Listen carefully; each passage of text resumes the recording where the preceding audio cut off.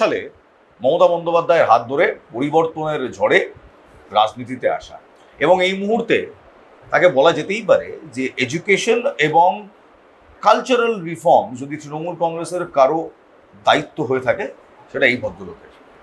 প্রথমবার তিনি minister of school education হলেন, একাধিক পদক্ষেপ নিলেন যা সেই সময় অনেকেই বলেছিল গ্রাউন্ড ব্রেকিং। এখন এই রাজ্যের শিক্ষামন্ত্রী, আমি কথা বলছি none other than mister Bratya Basu. Shri Bratya Basu, নমস্কার।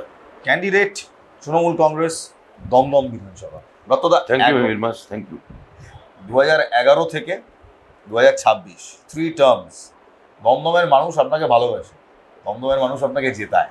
এই ভালোবাসাটা পেলেন কি করে? যেমন যেখানে বসে আছি বেদিয়াপাড়া, আমি একটু আগে শুনছিলাম আপনি বলছিলেন কি ছিল আর কি হয়েছে। ওইটাই মূল কারণ। মানে মমতা বন্দ্যোপাধ্যায়, দেখো, তিনি কখনো তার যে মূল অঙ্গীকারগুলো, দ্য প্রাইমারি কমিটমেন্টগুলো, সেখান থেকে তিনি কখনো সরে যাননি।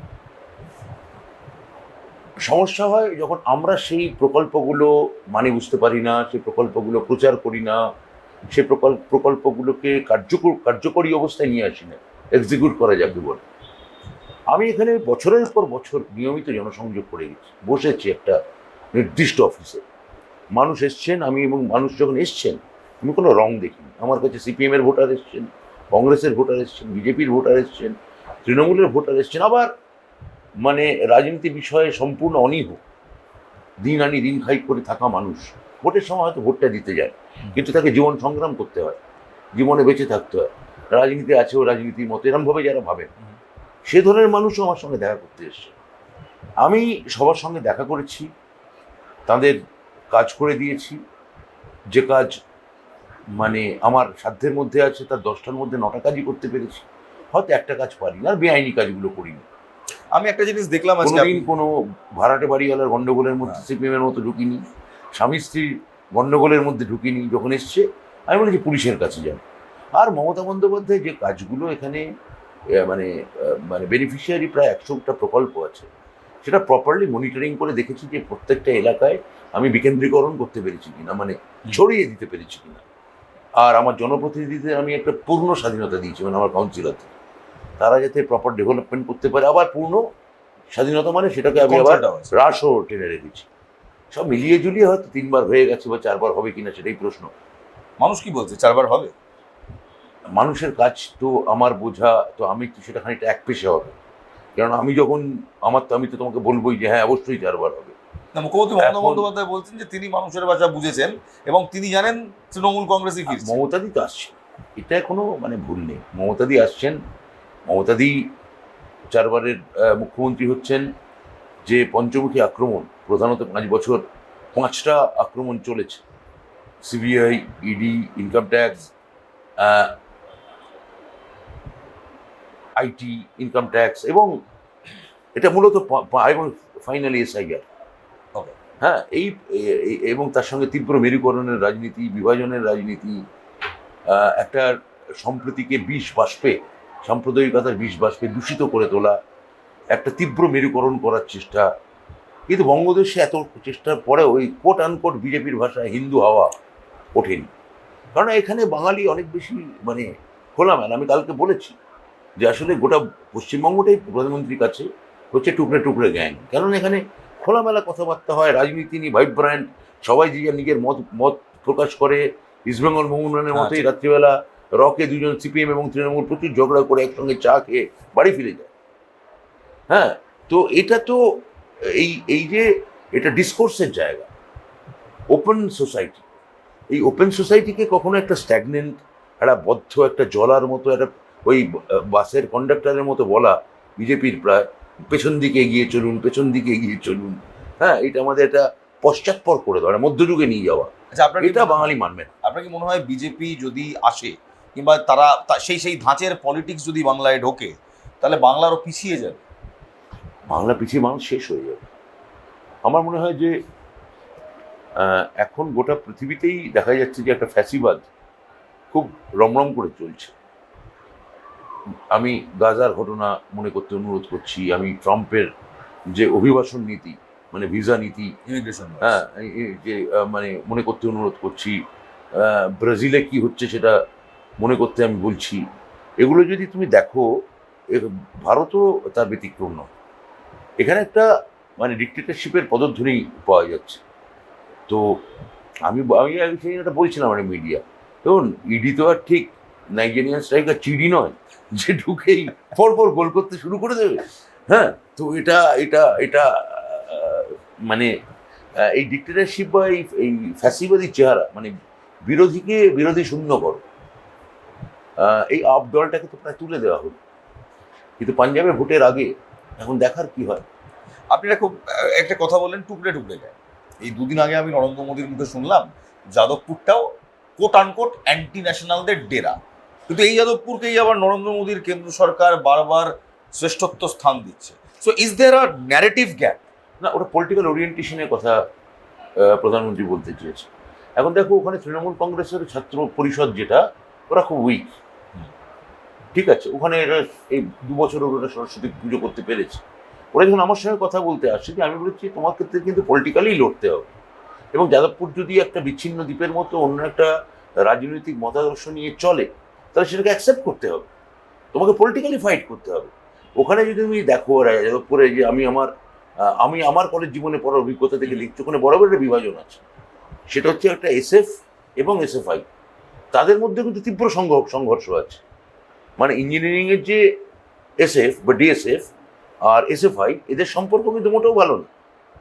মানে এমন, তার মানে ওখানে একটা উগ্রবাম, বাম এবং আলট্রা বাম, অতিবাম, এইটার একটা কম্বিনেশন আছে। আবার এই কম্বিনেশনটা এখন ডাইলুট হতে হতে হতে হতে এখন যেটা দাঁড়িয়েছে, সেটা হচ্ছে যে প্রায় সেটা একটা অংশে নেশাতুরতায় পরিণত হয়েছে, বা সেই অবস্থায় র্যাগিং করে ছাত্রকে হোস্টেল থেকে ফেলে দেওয়ার মতো অবস্থা অবধি তৈরি হয়েছে। তা আমাদের বক্তব্য হচ্ছে, আমাদেরকে পলিটিক্যাল ফাইট করতে হবে, যে বোঝাতে হবে যে এটা একটা বিচ্ছিন্ন দ্বীপের মতো, এবং ক্রমশ যেখানে আর মনে রাখতে হবে, যাদবপুরে এক্সেলটা ঘটছে প্রধানত ইঞ্জিনিয়ারিং ডিপার্টমেন্টের কারণে। সেটা আর্টস তার ভাগ বসা, হ্যাঁ, তো বসাতে পারে, কিন্তু মানে আমি তাকে খুব বঙ্গবাসী বা সুরেন্দ্রনাথকে যদি ডিমিন করা হয়, বা সিটি কলেজকে যদি ডিমিন করা, বিদ্যাসাগরকে যদি আর্টসের তুলনায়, তাহলে আমি দেখবো এই কলেজগুলো বরং তুলনায় এগিয়ে। হ্যাঁ, কেননা যে যাদবপুরের যে আর্টসের যারা কৃতি শিক্ষক ছিলেন, ফ্রম সুকান্ত আছেন, স্বপন চক্রবর্তী টু সুকান্ত চৌধুরী, বা শঙ্খ ঘোষ টু আমি কি বলবো তপব্রত ঘোষ বা অমিয় বাগচি, এরা সব প্রেসিডেন্সি কলেজের স্টুডেন্ট। যে মুহূর্ত থেকে যাদবপুরের ছাত্রদের ওখান থেকে যাদবপুরের শিক্ষককে কনভার্ট করতে শুরু করা হলো, এবং তাদের কেউ মানে তাদের একাডেমিক কেরিয়ার দেখলেই বোঝা যাবে তারা আসলে কি, মানে পোস্ট গ্রাজুয়েশনের তলার কেরিয়ার, সেটার থেকে যাদবপুরের একটা ক্ষয় হতে শুরু। পলিটিক্যাল ফাইট থাকতে পারে, আপনাদেরও আছে, কিন্তু অ্যান্টি ন্যাশনাল টার্মটা ইউজ করা, is it little too harsh? Anti national তো যাদবপুর, ওদের জেএনইউ, ওদের তো লাগবেই। যেখানে ওর মতামত নেই তাকে দেশদ্রোহী বলে দাগিয়ে দাও, যেখানে গেরুয়া হচ্ছে না তাকে দেশদ্রোহী করে দাও। এই দেশদ্রোহী একটা ইউনিভার্সিটি না, যদি একটা বাজার সমিতিও তৃণমূল যেতে, যে একটা ধরা যাক যে একটা সমবায় সমিতিতে তৃণমূল বা দিল্লিতে হলে, সেটা আপ জিতলো, সঙ্গে সঙ্গে দেশদ্রোহী বলবে, গদ্দার বলবে, টুকরে টুকরে গ্যাং বলবে, হ্যাঁ, সনাতন ভারতীয়ত্বের বিরোধী বলবে, যা পারবে বলবে আর কি। এই ন্যারেটিভগুলো মানুষ এখন বুঝতে পারছে। এই 26-এর নির্বাচনে একটা ন্যারেটিভ উঠেছে, সেটা হচ্ছে করাপশন, এবং আনফর্চুনেটলি আপনি যে ডিপার্টমেন্টটা সামলান সেই ডিপার্টমেন্টের বিরুদ্ধেও করাপশন কিংবা শিক্ষক নিয়োগ দুর্নীতির কথা উঠেছে। আমার প্রশ্ন হচ্ছে, ভারতবর্ষে 1 বছর আগে আরেকটা নিয়োগ দুর্নীতির কিংবা আরেকটা পরীক্ষা দুর্নীতির প্রসঙ্গ উঠেছে, নিট, এবং সেটা নিয়ে আপনি সবচেয়ে বেশি ভোকাল ছিলেন। 26-এ সেটাও কি আপনার ইস্যু?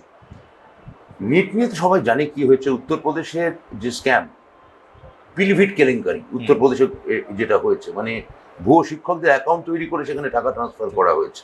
মধ্যপ্রদেশের ব্যাপক, ত্রিপুরায় 10,000 মানুষের 10,000 শিক্ষকের চাকরি কেড়ে নেওয়া, এবং ভুয়ো প্রতিশ্রুতি দিয়ে ক্ষমতায় সেই চাকরিটা না দেওয়া। হ্যাঁ, এগুলো এখন প্রায় অনেক মানুষই জানে, এবং আমাদের এখনো শিক্ষকদের 26,000 চাকরি তারা ফেরত পাচ্ছে, 32,000 প্রাইমারি শিক্ষকের চাকরি সুরক্ষিত আছে। দিনের পর দিন আমাদের এখানে মামলা করে পর্যুদস্ত করার চেষ্টা হয়েছে, আমরা আমাদের সাধ্যমতো মোকাবিলা করেছি। হ্যাঁ, আমার আগে হয়তো কিছু গোলযোগ হয়তো কিছু হয়েছে, কিন্তু সেগুলো শুধরে নেওয়া গেছে। সংশোধনে মেশিয়ার নিয়েছেন মুখ্যমন্ত্রী এবং ক্যাবিনেট, আমাদের সরকার। লক্ষ্য করে দেখবেন যে যখন চাকরি জমা নিয়ে যে হইচই গণমাধ্যমে হলো, তারা যখন চাকরি এখন ফেরত পাওয়ার প্রক্রিয়া সেইভাবে কিন্তু, এবং যে বৈজ্ঞানিক পদ্ধতি তাদের ফেরত দেওয়া হচ্ছে, এবং যারা কল পেলেন না সুপ্রিম কোর্টের দেওয়া বাধা নিয়ম অনুযায়ী, তারাও তো সরকার তাদের নিয়েও ভাবছে। ব্রতবাবু, যখন একজন বিচারক যিনি এই মামলার ন্যায় বিচারের সঙ্গে জড়িত ছিলেন, তিনি যখন সরাসরি বিরোধী রাজনীতিতে নাম লেখান, মেসেজটা কি যায়? আপনারা সেই মেসেজটা ঠিকভাবে ক্যাপসাইজ করতে পেরেছিলেন 24-এ কিংবা 26-এ? আমার তো মনে হয় মানুষ, মানে এটা নিয়ে প্রচুর কথাও হয়েছে, যখন ওই বণিকের মানদণ্ড দেখা দিল রাজদণ্ড রূপে, যখন বিচারকের আলখাল্লা দেখা দিল গেরুয়া পাগড়ি পরা রূপে, হ্যাঁ, পোহাইলে সর্বরি, তো তখন সেটা তো মানুষ দেখেছে এবং মানুষ সেটা যথেষ্ট প্রতিবাদ জানিয়েছে। আমার নিখিল ধারণা যে মানুষ এটা ভালোভাবে নেননি, কিন্তু এটা তো মানুষের ডেমোক্রেটিক চয়েস। কেউ যদি মনে করেন যে আমি পুরো চাকরি কমপ্লিট করবো না, আমি অমুক দল করব, করতেই পারেন। কিন্তু এটা প্রশ্ন হচ্ছে সেটা ওনার দল করা নিয়ে নয়, ওনার রাজনীতি করা বা বিজেপি করা নিয়ে নয়। সেটি তিনি যখন তাহলে বিচারক ছিলেন, তার কতটা বায়াস ছিল বা তিনি কতটা নিরপেক্ষ ছিলেন, সেই মনের মধ্যে সেই ডুবুরিটা নামাবে কি, সেই ডুবুরির প্রশ্ন, যে আপনার মনের মধ্যে কতটা অন্ধকার মিশেছিল, হ্যাঁ, আর কতটা নিরপেক্ষতা মিশেছিল, তার তুল্যমূল্য বিচারটা উনি হয়তো পরে একদিন কনফেশন করবেন। তো আপনি আপনার গত 3টে বিধানসভার মার্জিন দেখছিলাম, huge margin, very positive margin, কিন্তু এবছর আপনার এই মার্জিন মেনটেন করতে হলে মানুষ বলছে আরেকটা ইস্যুকে কাউন্টার করতে হবে, যেটা একেবারে আপনার বিধানসভারও নারীদের, মায়েদের ইস্যু, যে নারীদের ভোট পেয়ে কিন্তু আপনারা তৃতীয়বার ক্ষমতায় কি সেটা?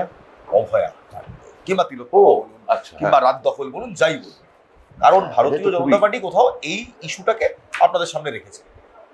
না, ভারতীয় জনতা পার্টি যদি রাখে তাহলে আমরা বলবো যে আপনি প্রধানমন্ত্রী এখানে এসে অভয়ার কথা বলছেন, বলতেই পারেন, এবং সেটা সত্যি তারা মর্মান্তিক ঘটনা। আমার মুখ্যমন্ত্রী তার বিরুদ্ধে মিছিল করেছিল, আমরা মিছিল করেছিলাম, আমরা প্রতিবাদ জানিয়েছিলাম, খুবই খারাপ ঘটনা। কিন্তু মুখ্যমন্ত্রী এখানে এতবার এলেন, মণিপুরে মহিলাদের নগ্ন করে প্যারেড করানো হলো, দিনের পর দিন কুকি মেয়েদের ধর্ষণ করা হলো, তাদের বিবস্ত্র অবস্থায় ঝোপের ধারে ফেলে রাখা হলো। প্রধানমন্ত্রী 2 মিনিট টাইম পেলেন না যাওয়ার। এমনকি ওনার দল বিজেপি যেখানে রাজ্য সরকারে আছে, তার এমএলএরা টিভিতে বাইট দিচ্ছে যে দিনের পর দিন প্রধানমন্ত্রী স্বরাষ্ট্রমন্ত্রীর সঙ্গে দেখা করতে চেয়েছি, প্রধানমন্ত্রী দেখা করেননি। তাহলে এখানে একজন অভয়া খুব বাজে ঘটনা ঘটেছে, মর্মান্তিক ঘটনা। মণিপুরে হাজার হাজার অভয়া হয়েছে। অভয়া হয়েছে যখন বিলকিস বানো ধর্ষণকারীরা জামিন পেয়ে যান এবং তাদের জেলের গেটে মিষ্টি এবং মালা পরানো, খাওয়ানো এবং মালা পরানো হয়। কুলদীপ সেঙ্গার, ব্রিজভূষণ শরণ সিং, তার বিরুদ্ধে আমার যে এই ব্রিজভূষণ এগেনস্টের দিনের পর দিন মেয়েরা, আমাদের ভারতের সোনার টুকরো মেয়ের অ্যাথলিটরা, কুস্তিগিররা রাস্তায় বসেছে, প্রধানমন্ত্রী একটি বিবৃতি নেই। তো এখানে এসে বাংলায় এসে এগুলো করছেন, বাংলায় এসে মমতা ব্যানার্জিকে খাটো করার চেষ্টা করছেন। কিন্তু মমতা ব্যানার্জি নারী সুরক্ষার জন্যে যা করেছেন, নারীদের জন্য যে প্রকল্প করেছেন, নারী স্বয়ংভরতার জন্য যে যা কাজ করেছেন, সেটা প্রধানমন্ত্রী বা বিজেপির কোথায়? সেটা নেই। এখন এই বেদিয়াপাড়ায় আপনি বসে আছেন, এটা এখন আলোয় ঝলমলে প্রায় একটা শহর। এখান দিয়ে আপনি রাত্রিবেলা যে কোনো মহিলা রাত 11টা 12টায় তার ফিরতে পারে, কোনো সমস্যা নেই। আপনি বলুন, আপনি আপনার বান্ধবী বা স্ত্রীকে দিল্লি শহরে রাত 8টায় 9টায় একা গাড়িতে ছাড়তে অ্যালাউ করবেন? সত্যি কথা বলতে আমি ভাববো, ভাববেন কি? আমি দ্বিতীয়বার ভাববো। তো সেটা গোটা ভারতবর্ষ জানে বা লখনৌতে। তো এটা এখানে এসব কথা উনি বলেছেন, একটা আনফর্চুনেট এবং একটা খুবই মানে মর্মান্তিক ঘটনা ঘটেছে, এবং তার জন্যে দোষী সাজা পেয়েছে। সেই পরিবার সিবিআই চেয়েছিল, সিবিআইতেও আমরা রাজি হয়ে গেছি। সিবিআই এসে সিআইডির মতেই তারা অথেন্টিকেট করেছে, তারা শিলমোহর দিয়েছে। দিনের পর দিন অভয়ার পরিবার প্রধানমন্ত্রীর সঙ্গে দেখা করতে গেছে, দেখা পায়নি। তো দেখা পেলেন কোথায়? পানিহাটির জনসভায়। এবার মানুষ বিচার করবে, মানুষ বিচার করবে। বেশ ভারী ভারী কথা বললে আমাকে একটা আপনার সিনেমা জগতের কথা নিয়ে বলি। কুণাল ঘোষের সাথে অভিনয় করে কেমন লাগে? ভরপুর, খুব ভালো। কুণাল মানে খুব দক্ষ অভিনেতা। আমার এক বন্ধুও সেই সিনেমাতে কাজ করেছে, অভিষেক দেব বিশ্বাস, ছিলেন হয়। হ্যাঁ, চিনি। আমি ওর কাছে একটা ছোট মানে অ্যানেকডোট শুনছিলাম যে রাজনীতির ঠিক ইলেকশনের আগে আগে শুটিং হচ্ছে, তার আগে রিলিজ হচ্ছে, তো রাজনীতির সঙ্গে কোথাও একটা সিনেমার মেলবন্ধন ওই সেটেও চলছিল। ভরপুর তো পলিটিক্যাল ছবি। হ্যাঁ হ্যাঁ, যে একেবারেই। আপনি বলুন, আপনি বলুন। যে ওই সেটেও চলছিল, কুণালদা ছিলেন, আপনি ছিলেন, বিমান বসুর ক্যারেক্টার প্লে করা হচ্ছে, যদিও নামটা বলা উচিত নয়, কিন্তু সিপিএম এর একটা একটা সময়ের ক্যারেক্টার, একটা একটা হত্যাকাণ্ড নিয়ে ছবি। 26-এর ইলেকশনের আগে আপনারাও কি একটা স্টান্স নিচ্ছেন, যে স্টান্সটা এই মুহূর্তে বলিউডে দেখছি? না, দেখুন, ছবিটা হচ্ছে, আপনি সবই বললেন, যেটা বললেন না, ছবিটা হচ্ছে আমাদের আরেক বন্ধু অরিন্দম শীলের ছবি। অরিন্দম শীলের ছবি। দীপান্বিতা রায় আমাদের আরেক বন্ধু, তার লেখা উপন্যাস, দীপান্বিতার উপন্যাস থেকে অরিন্দম শীল ছবিটি বানিয়েছে। আর আমি না অভিনেতার ক্ষেত্রে একদম গর্ডন ক্রেগ বলে একজন থিয়েটারের, আমি যেহেতু ডিরেকশনের কাজও করি, অভিনয় দুটোই করি, সেই জায়গা থেকে বলছি, গর্ডন ক্রেগ বলে একজন ব্রিটিশ থিয়েটার ডিরেক্টর ছিলেন, খুবই সারা পৃথিবী বিখ্যাত ডিরেক্টর। তাঁর একটা অভিনেতাকে নিয়ে একটা থিওরি আছে, যেটার নাম হচ্ছে পপেট থিওরি। মানে হচ্ছে অভিনেতারা হচ্ছে ডিরেক্টরের হাতের পুতুল। আচ্ছা, অভিনেতা যদি বলেন ডান হাত তুলতে হবে, ডান হাত তোলো, এই ডিরেক্টর যদি বলেন ডান হাত তুলতে হবে, ডান হাত তোলো, যদি বাঁ হাত তুলতে হবে, বাঁ হাত তোলো। অর্থাৎ পুরো কনসেপ্টটা ডিরেক্টরের মাথায় আছেন, তিনি অ্যাক্টরকে কীভাবে দেখতে চাইছেন। তো কর্পূরে যদি কোনো পলিটিক্যাল ওরিয়েন্টেশন থেকে থাকে, অবশ্যই আছে। কর্পূরে একটা নির্দিষ্ট বাম আমলের ঘটনাকে তুলে ধরার চেষ্টা হয়ে থাকে, নিশ্চয়ই আছে। সেটার দায় অভিনেতার নয়, আমি সেটা পরিচালকের দায়, বা তার বাহবা দিতে গেলে পরিচালককে বাহবা দিতে হবে। Point taken sir. হ্যাঁ, এই মুহূর্তে দাঁড়িয়ে যদি ব্যাপ্ত বসু কোনো নতুন নাটক ডিরেক্ট করে on contemporary Bengal or politics of Bengal, what will it be on? Contemporary মৌলিক নাটক আপনি লিখছেন। কন্টেম্পোরারি বেঙ্গল না, আমি ওই একটা নাটক লেখার প্ল্যান করছি, ওই যেটা এই উইঙ্কেল টুইঙ্কেল বলে আমার একটা নাটক আছে, যেটা সৃজিত এখন ছবি করছে। তাই ইনসিডেন্টালি এই সামনের বছর উইঙ্কেল টুইঙ্কেল লেখার 25 বছর হবে। তা আমি ওর একটা সিকুয়েল লেখার প্ল্যান করছি। ঠিক আছে, সেটা হয়তো কন্টেম্পোরারি বাংলা কতটা কীভাবে আসতে পারে নিজে এখনো জানি না, সেটা লিখতে গিয়ে বুঝতে পারবো। বেশ।